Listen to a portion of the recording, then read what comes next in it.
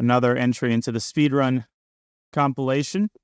As we start the game, quick apology for the previous video. I know there were some audio issues. Hopefully they'll be fixed for this video. And we're facing a 2160 with black.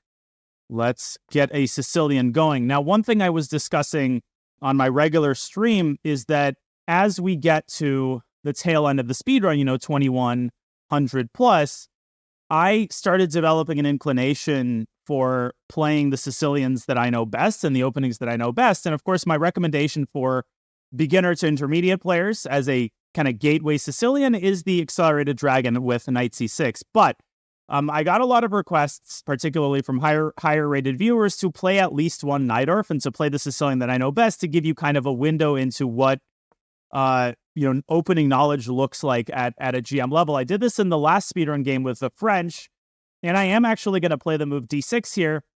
Now, we're not even facing the open Sicilian anyway, so it's kind of a moot point. We would have likely faced the Rosalimo after Knight C6, which I just don't know as well from black's perspective. So bishop e5 check is what I actually play with white. It's called the Moscow variation. I've also heard it referred to as the Canal variation after the Spanish Grandmaster Esteban Canal. So there's three possibilities here. I won't talk about Queen D7. There's Knight to C6, which is considered the most dubious, but also potentially the most rewarding of the options. Bishop D7 is considered to be the most solid continuation. It often leads to dry and drab positions. Bishop D7 results in a lot of draws.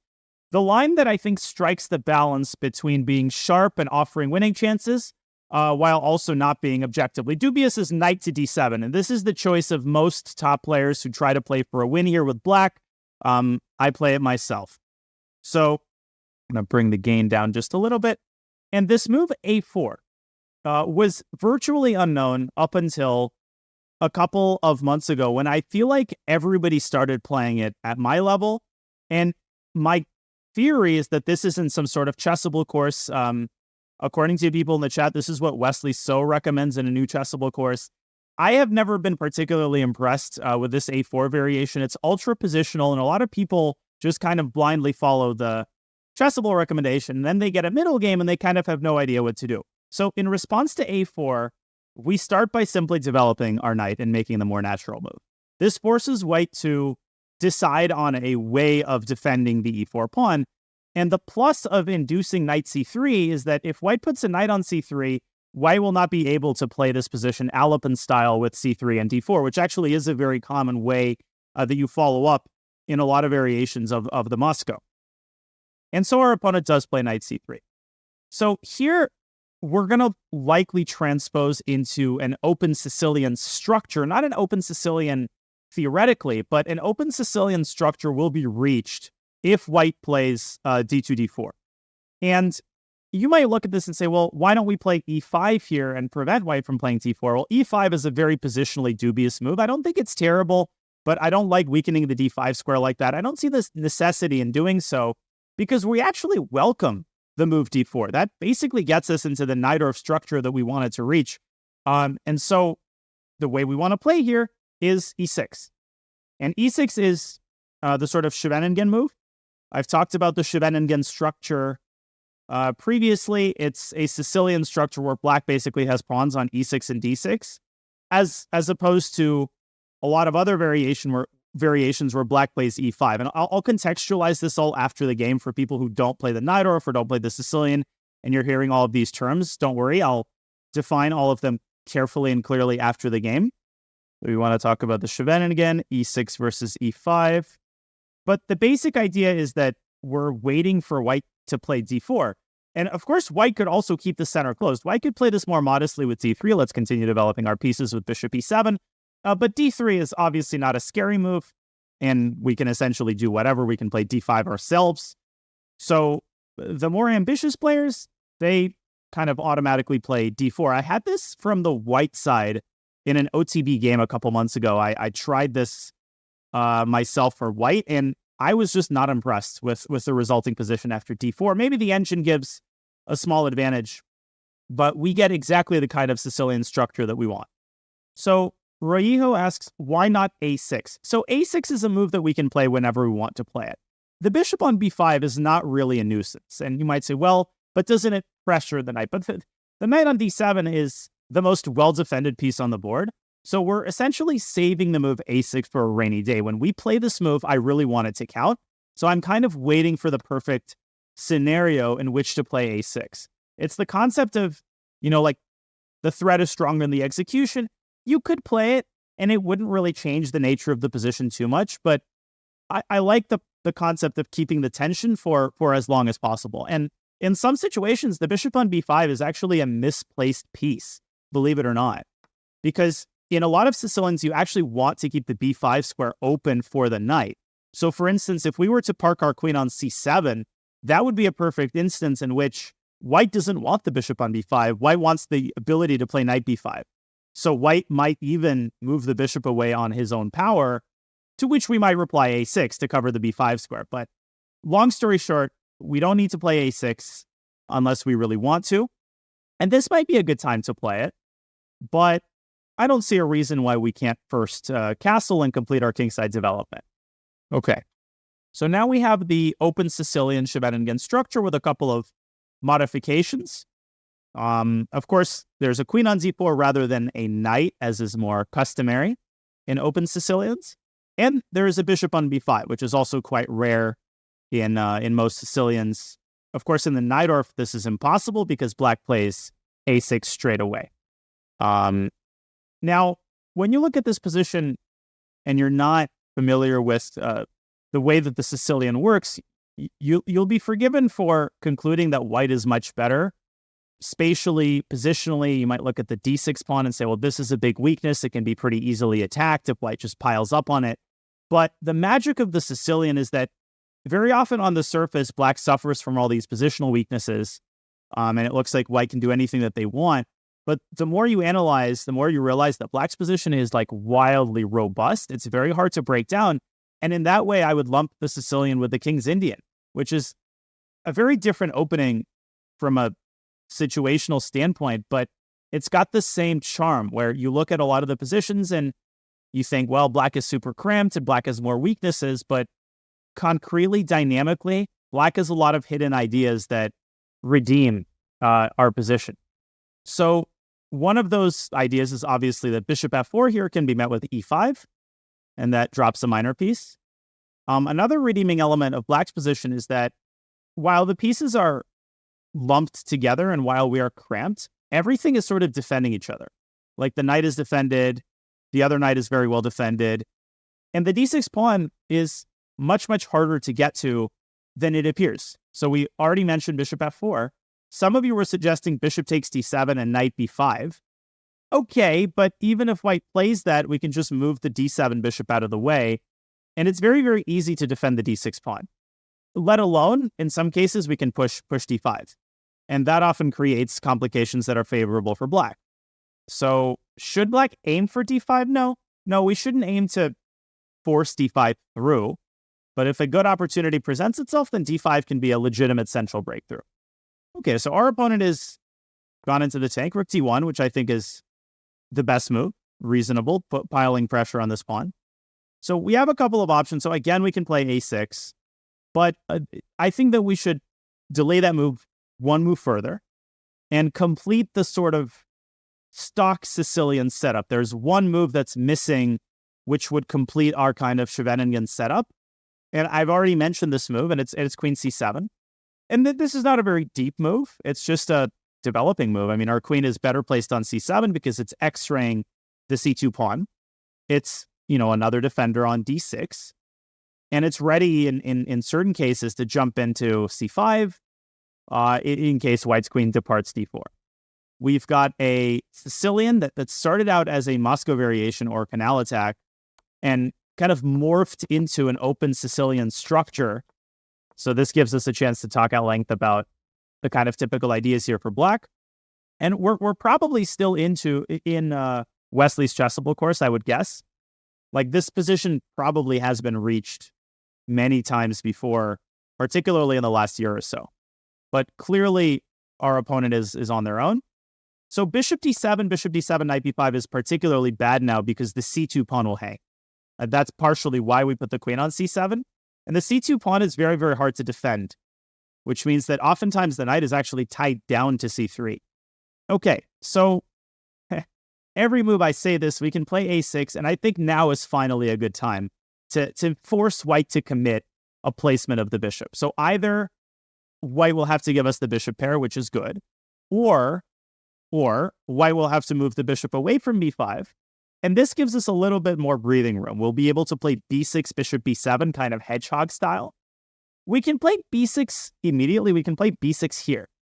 But the drawback is that white might tickle us on the queen side with this nasty little move a5. And I'm sure you've seen this sort of concept before across many openings where white or your opponent attacks the tip of the pawn chain. The difference is that if we play a6 and then b6, we take the sting out of a5 because then we can just push b5, and that merely helps us get a robust pawn chain on the queen side. So these small, subtle nuances, each one on its own is not particularly vital, but when you combine them and take them together and you see a lot more of them than your opponent, well, that's what opening understanding is all about. And that's how you outplay people in these relatively non-tactical positions. Bishop f1. Okay, so now I think it's a good idea to complete our development. We still have this bishop, which still needs to participate in the game.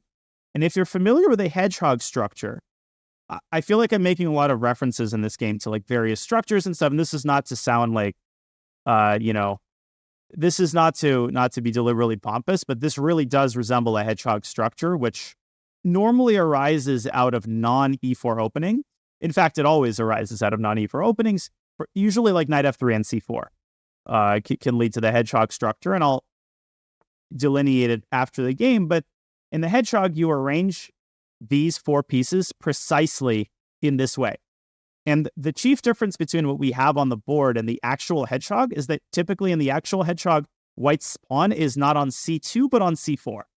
And that changes the nature of the position in several pretty important ways, which I won't delve into right now.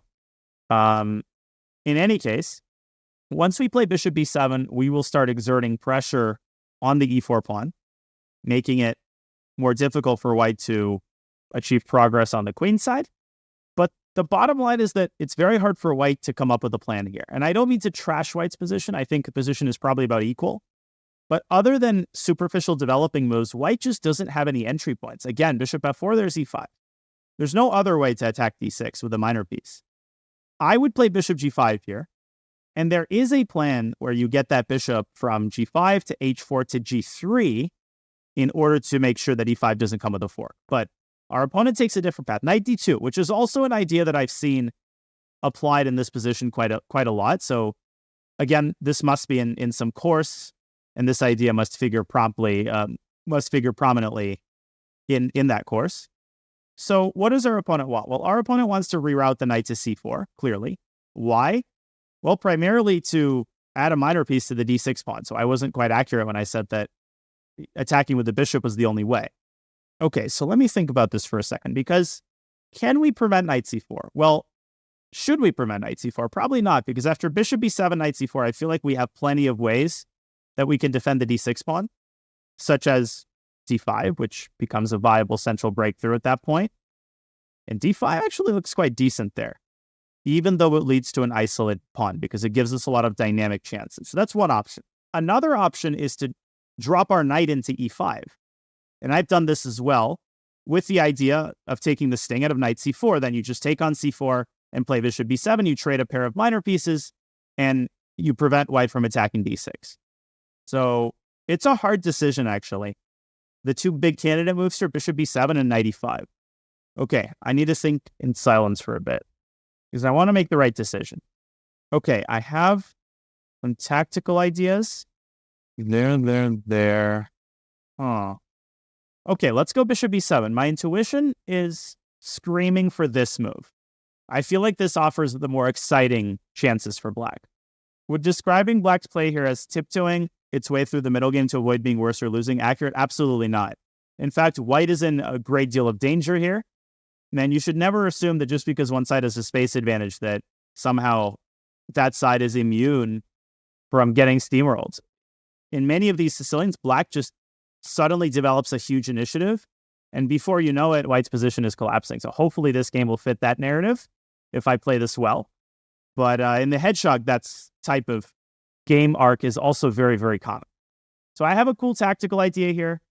And that tactical idea involves allowing white to take on d6. So we've talked previously about two types of prophylaxis or defense. One is physical. Like we could try to defend the d6 pawn. We could play the move knight e8. But that's out of the question because it's uber passive. We could play d5. And then e takes d5 just leads to pretty wild complications. But intuitively, those complications don't appeal to me. Because another drawback of pushing the d-pawn is that later on, the bishop from c1 can come out to f4 and attack the queen, and our queen is comfortable where it is. Here's a cool thought. Apart from defending this pawn physically, we could also create a situation such that when white takes the pawn, he compromises himself in some way. And, well, what would that look like? Well, the chief drawback of knight takes d6 is that it opens the d-file, and there's a queen on the d-file. So obviously, what I'm getting at is the move rook d8. Which rook should we put on d8? Well, that's a hard question as well. My inclination is rook a to d8 because I'd like to leave the other rook on f8 in case later on in the game the king side opens up. The case for rook f d8 would involve saying, well, then you put the other rook on c8, and that's a pretty decent file. But I'm going to go with my gut here and play rook a d8. Now, I didn't say exactly what we intended against knight takes d6. I simply explained this idea on a surface level. After knight takes d6, I have a really, really cool idea, and it's a hard move. It's a hard move to see, and it's a hard move to appreciate the value of, but I think it's strong. Does anybody see it? Now, most of you are probably going to be thinking knight c5 to discover an attack on the knight. But remember, then white can secure the knight with the pawn. The move e5 is very unpleasant there. So do you see a way to circumvent that? Yeah, the move was e5. Preventing e5 and then driving the knight out, and I think that won a minor piece. Our opponent sees it. Bishop g5 is an excellent move. Okay, now, again, we have a pretty vast choice. We could throw in the move h6, then probably white would play bishop h4. Not sure who that favors, but I like that concept. Wait, but h6, maybe there's bishop takes f6, then knight f6, queen b6. Yeah, that actually might be an issue. So we might just immediately want to go e5 and push the queen out of d4, which was the move that I wanted to play after h6, bishop h4. And e5 is also very typical in the Najdorf and in most Sicilians. I even referenced that move a little bit earlier when I compared it to the Scheveningen structure. And again, this move might appear like a big positional concession because you're creating a hole on d5. But when you look at a weak square, you also have to factor in how many pieces are actually eyeing that square, making it difficult to occupy. And here we have these two pieces, the light squared bishop and the knight, and both of them are very safe. The knight is defended by the other knight, and the light squared bishop is hard to dislodge. So the d5 square is a weakness, and certainly a lot of games are lost because of white's control over that square, but it doesn't tell the whole story. Okay, so our opponent is deciding where to put his queen.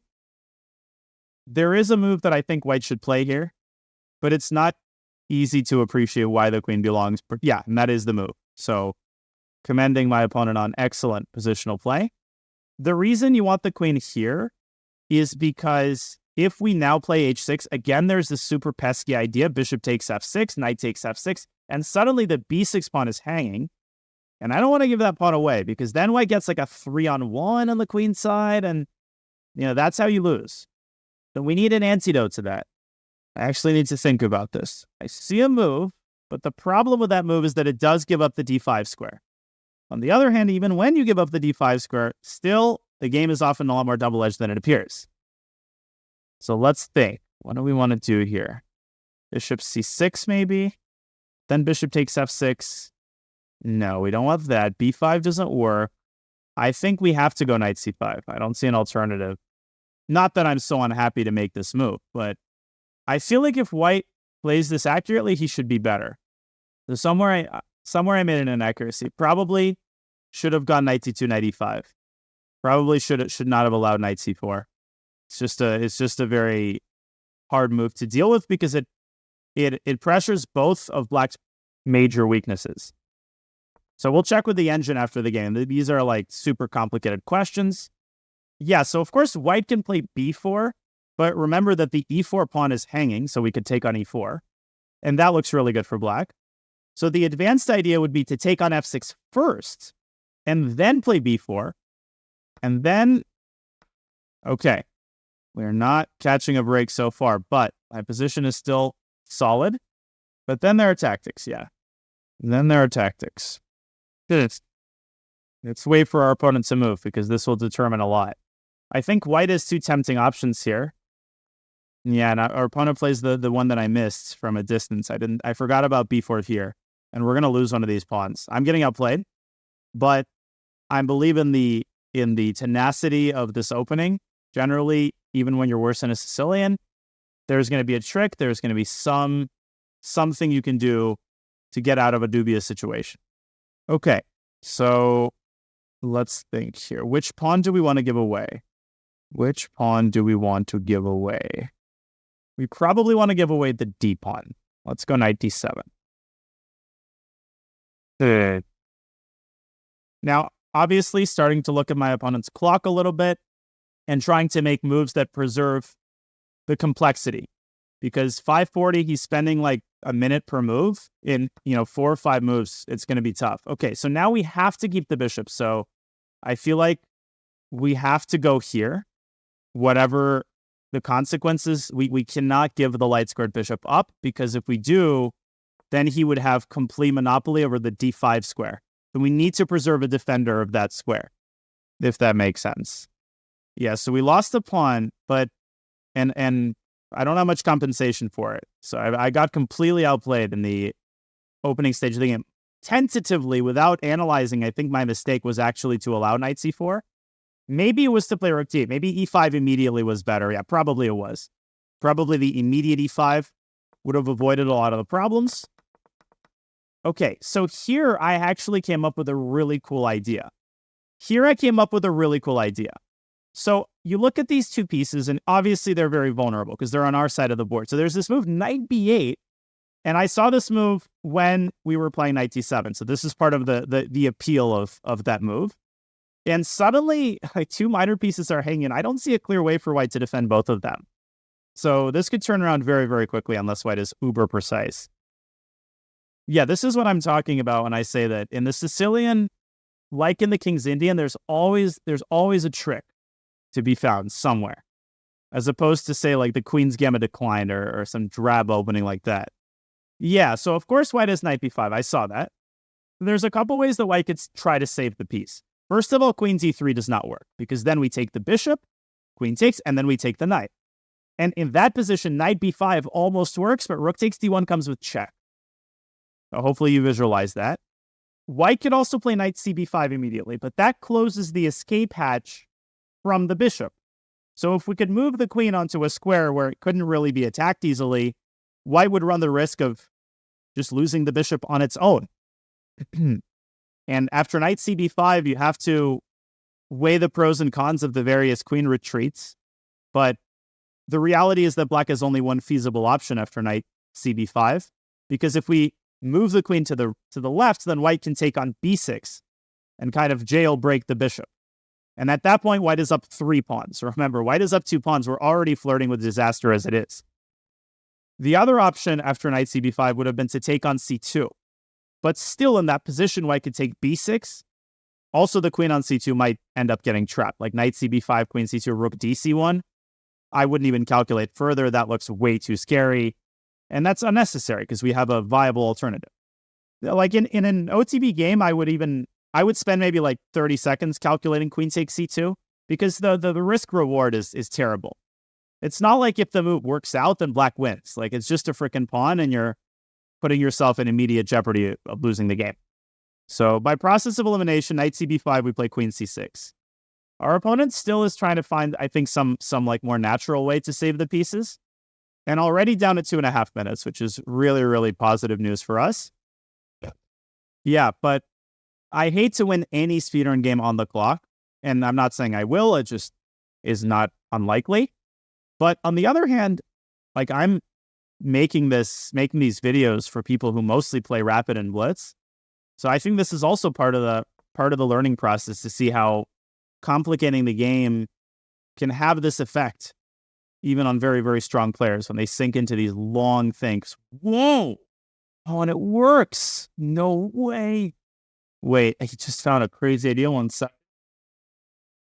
I mean, I saw this move, but I thought we play rook takes c8 and we get two pieces for it. But then he's got knight a7. And then he's able to take on c8 with the other knight defending it. I'll show this after the game. I'm in awe. But I'm not out of resources either. And we have this move, which I think is a very serious move, which attacks the knight on d6. And obviously, this knight on d6 defends the bishop on c8. So I'm just going to play this move and force our opponent to calculate, because with 2 minutes, you can spend 2 minutes here just like getting your bearings. Yeah, Monka steer is the perfect thing to say in this situation, because now 1 minute 40 seconds. I'll show all of these lines on the board after the game, which are quite beautiful. Well, we'll see. Our opponent's running out of time. This is not a high quality game for me, but it still is ending in an interesting way, so I don't feel too bad about it. If there was a way to add time, I might, but there is no way to do that in chess.com. Knight f5, what I expected. So this attacks the bishop, and it doesn't just attack the bishop, it attacks the bishop with a disastrous family fork. So we have a couple of options. We can go back to where we came. We can play bishop f6. And that will likely lead to a repetition of moves, like knight e to d6, and then we go back to e7, etc. Are there alternatives? Well, there's a crazy alternative to take on b4. But when you take on b4, anytime the bishop makes a move in a position like this, you have to understand, okay, but what squares now become accessible to your opponent's pieces? Very important question to ask. And once the bishop leaves e7, you should notice that the g5 square is accessible to white's queen. So white could play queen g5, or white could play rook takes d8, and then queen g5, and hit the rook and the g7 pawn simultaneously. But the line doesn't end there. And I'm trying to calculate it even further. I'm actually inclined to take on b4. We could lose the game. I 100% do not deny that. But if my calculation is accurate, we actually can get away with this move, at least in a practical sense, where I don't think white has the time necessary to figure out how to punish this move. That's the way I'll frame it. Yeah, I think white probably had a draw there with knight a7, as some of you were indicating, but in that case, we could have maybe taken on c2. Okay, so what's going on now? Well, now the bishop is hanging. Why is it hanging now? Because e7 is under control of the bishop. Queen g3 was the more innocuous move, because this only creates the threat of mate. And it feels like our opponent is starting to slip. So here it's especially important to be ultra accurate. Let's weigh our options. First option is to play g6. That's, I think, the most straightforward move. But g6 maybe allows some crazy tactics with queen takes e5, and then we have to take the knight and expose our king. So, okay, it's an option, but let's see what else we have. There's also queen g6. So after queen g6, if white takes on e5, we can take the bishop. And queen g6 also threatens to trade queens, which is really, really good if we end up winning a piece. So I'm not seeing a clear response for white after queen g6. I mean, it's a wild position, and you just have to resign yourself to the fact that the computer is going to see 8 million times more than you will. And this applies to anybody. Magnus, Hikaru, humans have no chance in a position like this to play well. You just have to play better than your opponent. That's, that's the guideline in these wild positions. Okay, c3, but this is a one-move threat. This tells me that our opponent doesn't know what to do, because we could grab the queen here, but the next level move would be bishop c5, just keeping the tension, because grabbing the queen would be wrong. It allows the knight to recapture the queen, opening up a pathway backward for the light-squared bishop. So keeping the tension here, super important. Very tricky concept there by our opponent. The other benefit is that if white is the one to trade queens, we take back with a pawn and we hit the knights, and then we guarantee that we win a minor piece. Our opponent's running out of time. He doesn't see a move. I think he'll have to end up giving up a minor piece, and at that point, it'll be a matter of conversion. 8 seconds, no moves. 5 seconds, no moves. Yeah, he's going to have to... Okay, queen takes g6 is desperation. We take back with the h-pawn. Okay, well, not totally desperation. He's still finding ways to keep the game going. And here, I don't think we have a way to win a minor piece, but what we do have a way to get is 2 pieces for a rook, and a really, really good version of 2 pieces for a rook. So we play rook takes c8, knight takes c8, rook takes c8. Of course, this is the better version. Rather than first taking the knight, that would be very bad because it would leave the b6 pawn as a major weakness. In general, as a guideline, when you have 2 minor pieces against a rook, the more pieces are left on the board, the better for the side of the minor pieces. Like, if you have another pair of rooks on the board, it usually favors the minor pieces because they have the drawback of not being able to shuttle between one side of the board and the other. And if you have a rook to like fill in the gaps, it's an unstoppable combination. Now we're in an endgame, so we got to do endgame things. And one of the no-brainer, like low-hanging fruit things we can do is bring the king up to e7. Just centralize the king, make sure that all of the infiltration squares on the d file are covered. It's a team effort when you have a lot of minor pieces like this. So then we basically have to think recursively by asking, okay, what minor pieces can be improved? What are their ideal squares? And what are the weaknesses that we ultimately want to get to? So the weaknesses that we ultimately want to get to, well, c3 and a4 are both weak. The e4 pawn is also weak. And one very ingenious idea would be to do the following. Say, okay, if we can force white into playing f3, then suddenly the dark squares on the king side become super weak, and we could actually try to set up a mating attack in the endgame. And the way to do that is to start with knight d7. And we want to go knight f6. And this is not just a superficial idea. It's actually very hard to defend against. White plays f3 on his own initiative, but now, well, we go knight f6 anyway. We also could have gone like knight f8, knight e6. There's usually a lot of possible maneuvers in these types of positions, but we're trying to go for the kill here. And the rooks are kind of out of the game. They're stumbling. They're in the way of the king. Yeah, knight h5, knight g3 is a worthy... Okay, g4. But that's a wildly weakening move. So I say weakening move. Okay, what does it weaken? And what are the squares that we could access quickly? Well, some of you might be tempted to play rook h8, but that's just a one-move threat. The white king can easily hold the h3 pawn. That's not where we're going to infiltrate. The real weakness that this move creates is the f4 square. If we could occupy that square with our knight, then the h3 pawn would be very hard to defend against. So you might say, well, let's fix the pawn. Let's go g5. But g5 is a tempo, and every tempo is golden. And I think we don't need to play g5. So I think that what we should do is go knight h7 or knight d7 and lead the knight around to e6. I like, in general, going through the center when possible, because you never know. Maybe you want to leave the h file open. Maybe the knight will be required elsewhere. You just want to stay close to the vest here. Rook d3. Okay, no reason for us not to continue our maneuver. But after white doubles rooks, which I assume he's going to do, we have to pause and think for a second. Because now, of course, knight e6 is associated with a great deal of risk. It allows a check on d7. And that doesn't end the line. Our king could run over to f6, but that is tactical and that's complicated. And do we really need to allow that? Well, you might say, well, yeah, we do, because otherwise, what do we do? But we've got plenty of other things that we can improve in this position. We could play that move g5 that somebody else proposed. Bishop c6 allows knight a7. That is an undesirable trade, although it still is better for black, I think.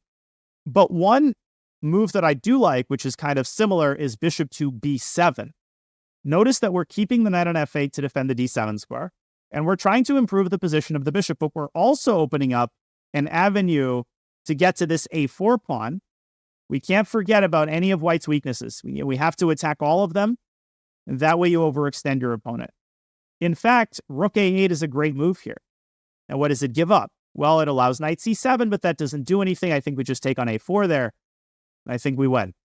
This has been a great, great fight, but now we're starting to make serious progress, because if white plays rook a1, then knight e6 already would have been possible. Knight d6, great attempt at activity by our opponent, but it's a one-move threat.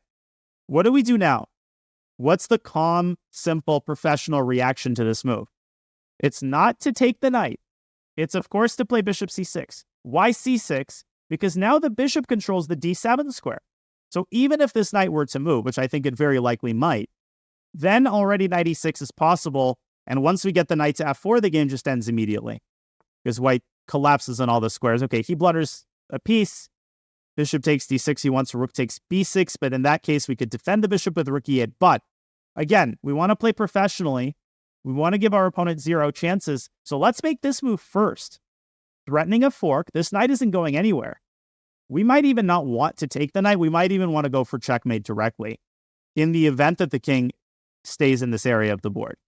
Okay, so here we should definitely throw in knight to f4. That's not going to hurt.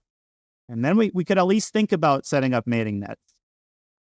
Rook d1. Okay, so here I've spotted a much easier win. And this is in the region of, okay, there's a beautiful mating idea, but I'm not going to do it because that's not what we do in the speedrun. It's in the region of not fixating on checkmate, right? So you might associate this knight with like part of a mating net that you saw, but you have to be flexible because you never know what role a piece is going to have to play. The moment I say that, you should see knight e2 check, knight takes c3. But it's an easy move to kind of tunnel vision past. If you're fixating on checkmate and our opponent resigns, good game. Excellent maneuvering struggle, where I did get soundly outplayed in the opening. So we'll definitely need some engine analysis. I won't dig through Chessable to see which course this line is mentioned, and that's not that interesting to me. I think it's probably Wesley's course, if I had to guess. So let's analyze. Not for too long. So first of all, a little bit of definition. The Scheveningen structure in the Sicilian, which is named after a city in the Netherlands, there is this Scheveningen variation. And the variation is rarely played nowadays, and it's to play e6 in this position. Nowadays, it's been replaced by the Najdorf, to a lesser extent the Rouser and the Dragon, but e6 does exist. And it's been put out of commission in large part by the Keres attack, which is g4. So that's one of the benefits of not committing the e7 pawn to e6. In any case, this gave rise to the Scheveningen structure, which is defined by open Sicilians where you've got pawns on e6 and d6. The hedgehog is usually reached via like the knight f3 and c4 type move order. It can be reached in a million different actual openings. And it's a setup adopted by black that typically is characterized by pawns, and I'm just doing like very, very approximate moves to set it up. The hedgehog is defined by like these 4 pawns and these 4 minor pieces. Like this is the classic hedgehog setup. Probably this exact position has been reached on many occasions. And as I said during the game, the placement of the pawn, of the c-pawn, greatly changes the nature of the position, because when the pawn is on c4, you get kind of a Marozzi bind formation, and you get a potential knight sack on d5. So one of what's most exciting ideas in the hedgehog is to sack a knight on d5 and get like a long-term attack down the e file. It's much more uncommon with the pawn on c2. So in any case, that's the references that I was making to the hedgehog. Let's get to the actual game. So knight d7 was our choice. I'm not going to talk about the alternatives to a4. With white, I castle. That's considered the sort of main line nowadays. The older line that used to be played by everybody was d4, cd, and then queen d4. Now it's kind of out of fashion. And now, of course, a4 has gotten wildly, wildly popular. Just a moment. I'm going to turn on the stronger stockfish just so we can analyze this seriously. So when I search this online, I see lots of games from 2023, tons and tons and tons of games. The first time this was played, this move a4, is in the year, let's see, when was this first played? I'm just curious who actually came up with this idea. And Carlsen has played it, 1968, by Arne Zweig from Norway. Interesting. Obscure game. The first famous person to play this move was, let's see. Okay, a Hungarian GM played it in the early 70s. So this idea has been known for a long time, but that's, what often happens in modern play. Like these old ideas, they exist, but then they're picked up on by somebody and then everybody starts playing them. The basic idea is to keep flexibility and expand on the queen side. I don't want to delve too deeply into it because, we want to fast forward a few moves. So knight f6, knight c3, e6 is very logical. And this does follow. Okay, a6 is more popular according to the database. Magnus has faced the move g6 as well, if black wants to play this in a more dragon-y style. So a6 and g6 are the two most popular moves. e6 is third in popularity, but it scores really well.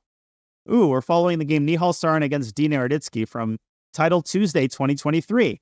I completely forgot about that game 2 months ago. But maybe my opponent even knew about that game. Nihal crushed me, and he crushed me in a very similar way to the way that we got outplayed here. So I have some learning to do. So interesting, against Nihal, I played a6, and I forced him to commit his bishop. And you can look up the Nihal game online. But what happened was he dropped the bishop back. I played b6. I got this hedgehog setup, and the way that this game went is very, very similar. Queen c7, he played knight d2. And here, I should have played knight e5. Instead, I played knight to c5, completely forgetting that he could just send the knight back with b4. Then he got his knight to c4. I played rook to c8, and he just defended his knight with bishop b2. And black is in huge trouble because now d6 cannot really be defended. I ended up playing d5. But ultimately, I just was so underdeveloped that I got absolutely destroyed in this game. And by this point, my position is already resignable. So this is a dangerous line if black doesn't play it correctly. And that's, I think, subconsciously why in this game I wanted to delay the move a6. And so we played bishop e7, d4, still dozens of games in the database. cd4, queen d4. Castles is the main move, so we're still following kind of central theory. Rook d1 is correct. Now, queen c7, 9 games. Christopher, you played it. The main move with 18 games is to play a6. And at least at a lower depth, the engine does prefer a6. Although queen c7 is also pretty decent. It's giving like a very small edge for white, but nothing major. So definitely our mistake didn't come until later. So our opponent plays this sort of neutral move h3.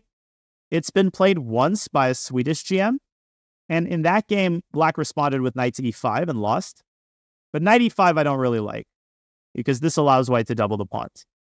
So the engine in this position prefers either a6 or b6, which is exactly what we played. So we went a6. The bishop goes back to f1. And of course, white can also, in these positions, contemplate bishop takes d7. But after bishop d7, apparently there's a crazy tactic. White can play bishop f4, classic engine BS. And who can tell me what the plan is after e5? Just amazing how the engine always deepens your understanding almost immediately with these like wild tactics. What's the point here for white? Well, the point here for white is to take with a knight, to take with the bishop, but then you have to calculate one step further. Queen a5, bishop takes f6, white recovers the piece. The game continues. It's actually not totally clear, but white is better here. Yes, plus minus. This is better for white. So e5 is wrong. Black has to make this very calm move, bishop c6. The point is that if white takes on d6, which he should, because e5 is already at that point a threat, you basically liquidate into an endgame where white gets a minuscule edge, but it's like 0.19. Black should be able to draw this. This is a draw. I mean, black is going rook d8 on the next move. This is basically a draw. So this would have been one way to bail out. Our opponent decided to keep the bishop. Now we played b6, top engine move. And after knight d2, I was correct. After bishop b7, it's still equal-ish, but I feel like practically the position got very unpleasant. And then rook a to d8 was a serious mistake. And after bishop to g5, already white has an edge. Although still black could have kept a better position. So I don't think I made one big mistake. I think I made a series of smaller mistakes, and then e5 was a huge mistake. e5 is what takes it from slight edge for white to plus over minus. This was a panic reaction. The correct move here to jump forward a little bit would have been knight c5. And the move I was afraid of is b4, but I forgot that the pawn just hangs. I don't know why I didn't play knight c5. Yeah, knight c5 is like totally natural here. White has to go e5 and bail out. And this is probably going to lead to a draw. I mean, you're going to basically trade all of the pieces, and this is a position in which I would consider agreeing to a draw. So I didn't make any big mistakes until the 14th move, until the moment I played e5. But I think the position would have been a lot easier to play if I had simply gone knight e5 and taken the sting out of knight c4, because here we play knight c4. White plays, for instance, bishop takes c4, although queen takes is also possible, bishop b7. And from a distance, I was worried that after bishop e3, we would have problems with this pawn. But here there are even some really, really cool tactics. There's this move. And who can tell me what the follow-up is to knight takes e4? And that's not the only move. You can also go knight d7. But bishop e4, knight e4 is super cool, and it gives black an advantage. What's the point here? So it's not knight takes and then d5. This is what you might think it is. But here, white is able to give the bishop up for 2 pawns, and white is up a pawn. Instead, you play d5 immediately. And the point is that if white takes, then you take back, and you've got 2 pieces hanging. And white is unable to give the light squared bishop up for 2 pawns because you can recapture with the knight, and black is slightly better. So after knight e5, a lot of you were asking what happens after f4. And I think a lower-rated player would reject knight e5 because of f4. But f4 is an incredibly weakening move. And the reason that a lot of people subconsciously, feel disgusted when a move like f4 is made is that you're forced into making a retreating move. I still think that, like, on a primitive level, we associate retreating moves with something bad having happened, but totally not always the case. In fact, the queen's probably going to slide back here. And now black has another incredibly strong move. Notice the alignment of the king and the queen. So this is obviously a case in which d5 is asking to be played, threatening this devastating pin. So white has to start scrambling. And then we go here anyway. And after queen h4, the computer has another vicious idea, which is queen to e7. And the point is that if white goes here, we go knight e4, knight f2 check, and then we go, whoa, bishop takes e7. You might think that you should take back with a knight to keep the knight protected, but no. The reason is that the knight jumps into d4, and black wins material because white has no way to defend c2. If white plays bishop d3, then obviously you take and then stick a fork in it, literally. The engine is just ridiculous how quickly it takes a position and just turns it into, a work of art. Just sick tactics error. But f4 is asking for it. No GM would ever play this move, not even in a blitz game, just because it creates these massive, massive weaknesses in the center. And that wasn't black's only way of playing. So we played rook a d8. And the idea was kind of sick. If knight takes d6, just to reiterate, e5 wins a piece. Not the immediate knight beat because white plays e5. So first we play e5. If queen c4, then you can take the knight, defend the queen. And if the queen moves back along the d file, you have this. If the queen goes back to d2, you have even this. And the knight is lost. So that was a nice idea. But after bishop g5, I fell in love with the concept of playing the move e5. And it was a completely unnecessary move that weakens d5, helps the queen get to a better square. It was a mental lapse. Instead, as I already indicated, after knight c5, the position remains equal. After e5, it's plus over minus. White is borderline winning already after e5. So we play knight c5. And here, again, I have to commend my opponent on ultra, ultra accurate play. I think a lot of people here would instantly play knight d5 and say, oh, I got an outpost and I got a nice position. And white does have a nice position here, but black is still very, very solid. And the rook can be chased out of d5 eventually if you get this knight around to f6. So here, the advantage is manageable.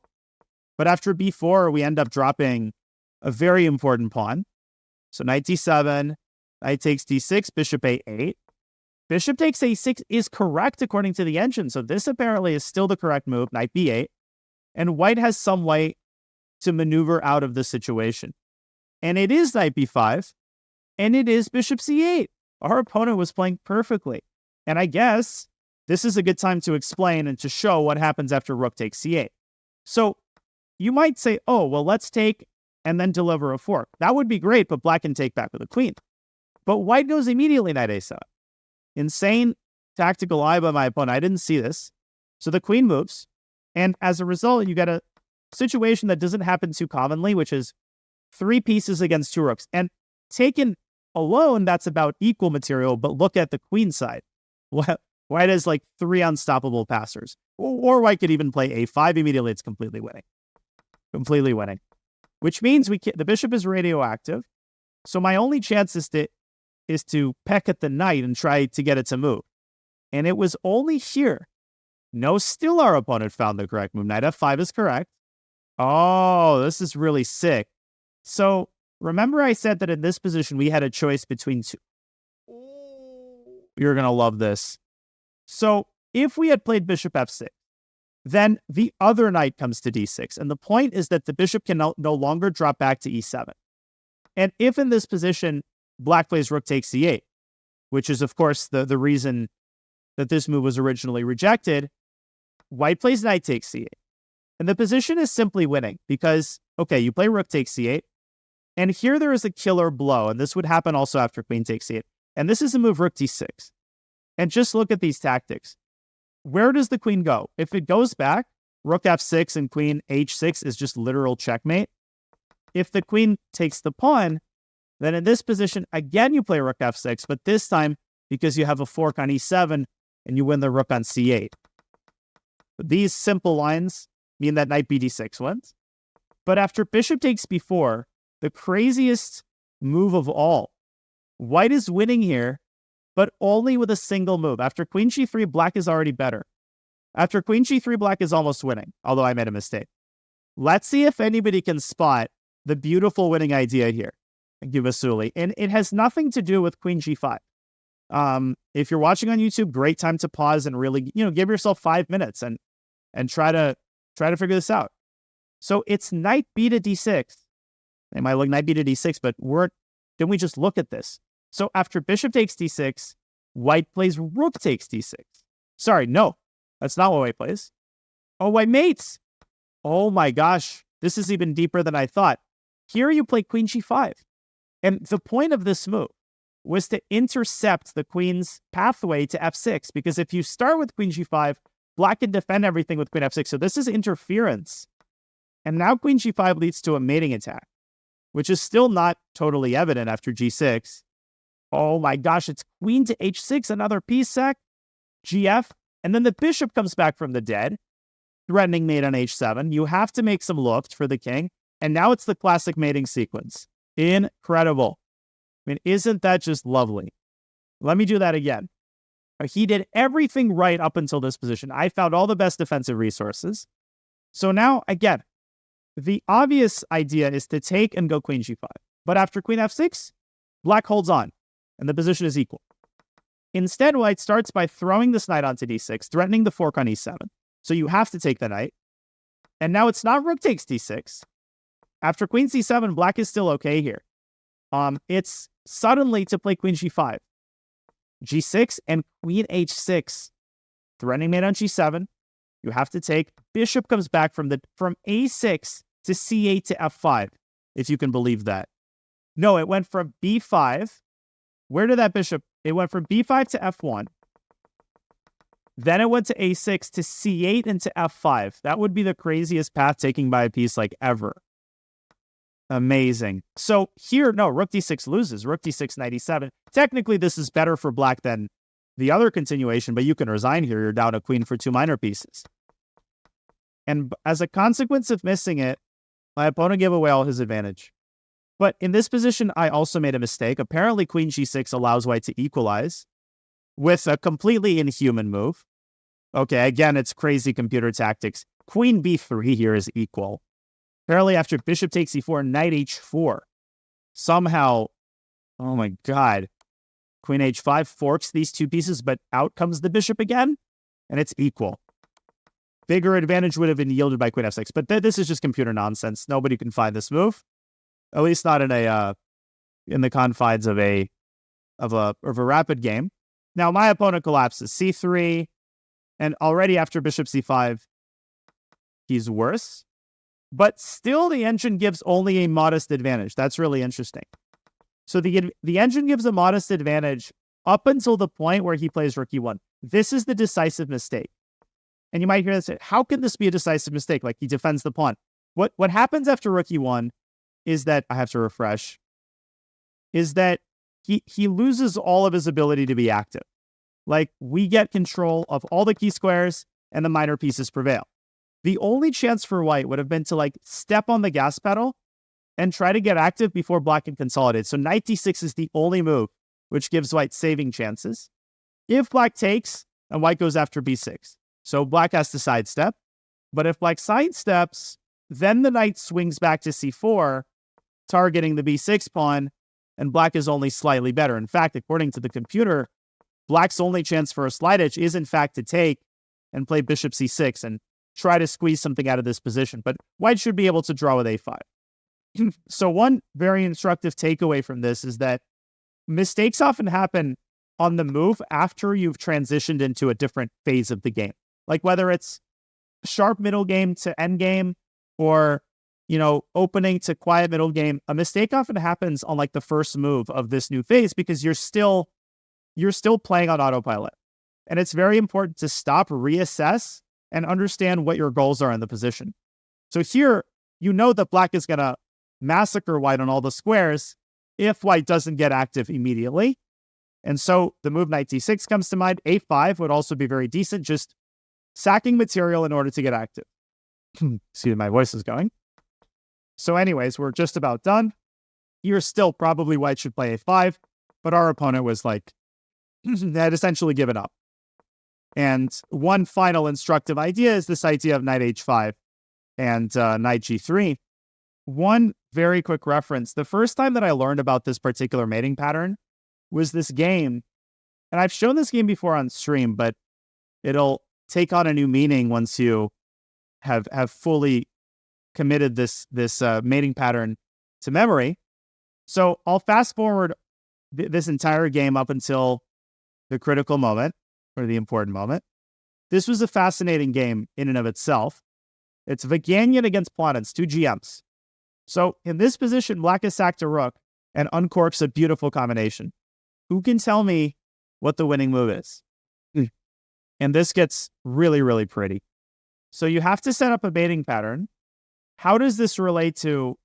it's not knight takes a3, it's knight a1. This threatens knight b3 checkmate.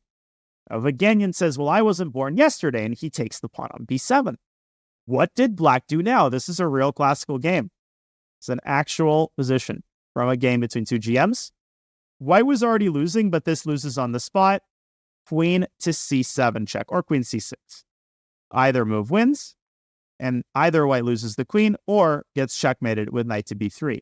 So a good pattern to know, the bishop and knight mate, which I don't feel like is talked about enough in like tactics manuals and stuff. So another just pattern that you should be aware of. Going back to the game. Basically after g4 is played, we reroute our knight again and get it to e6. I'm sure that I didn't play perfectly here. I won't check this final part with the engine. I feel like my technique was okay, was enough to win the game convincingly. If white had gone knight d6 here, already we would have taken c3 in. The floodgates kind of open here, black wins all the pawns. So it's not like a dogma that you never trade minor pieces. You do if you have something concrete, you gain from it. And once we got the knight to e6 and then the knight to f4, more resilient would have been rook d2. But here we would have taken that third minor piece and defended our minor pieces with the king. And white's position is resignable anyway. After rook d1, we win cleanly with knight e2 check. So the final 10 moves were not as interesting because once we got control of all the key squares, white's position becomes increasingly harder to defend. Again, a5 should have been automatic by our opponent. Instead, he went completely the wrong direction. So really, really beautiful details in this game. So to summarize, my opening play was actually very good, and we didn't explore all the alternatives. I'm sure that there are other good options for black, like playing e6 early or whatever. But first great thing to know is that knight d2 should usually be met with knight e5 in this line. See, that's like a concrete takeaway that you can apply if you get this type of position. So knight c4, we play knight takes c4. But here, white should probably take with a queen and get into this equal endgame. But once you allow knight c4, you have to be ultra precise. And don't fixate on the move e5, another good takeaway. Try to keep the pawns on d6 and b6 as long as possible. This move would have attacked d4 and still yielded a very tenable position.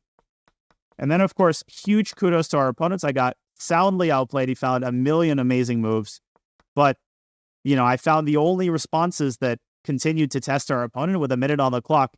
He had just not enough time to find this incredible combination, knight bd6 and queen g5. There were other ways, I think, to convert at various points, but for example, white could have avoided taking on a6, and white could have just brought the knight back to c4.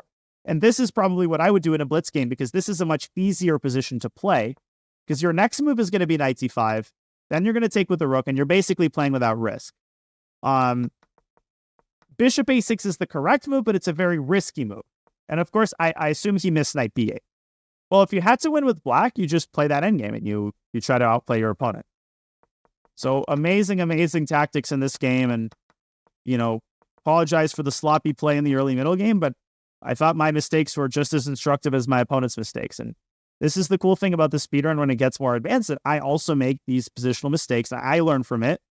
And through the lens of that, hopefully you also pick up on valuable ideas about where to put your pieces and where even good players can go wrong. So don't feel like in these complex positions, a GM has everything figured out. I'm right there along with you trying to figure out where my pieces belong. It's just I have more knowledge of typical patterns. I have more experience with this structure, but it's not like I know where the pieces belong or which move has to be correct. So hopefully the audio quality was better this time. Hope you enjoyed the game. Any final questions? Thank you, everybody, for watching. Hope you have a great rest of your Saturday.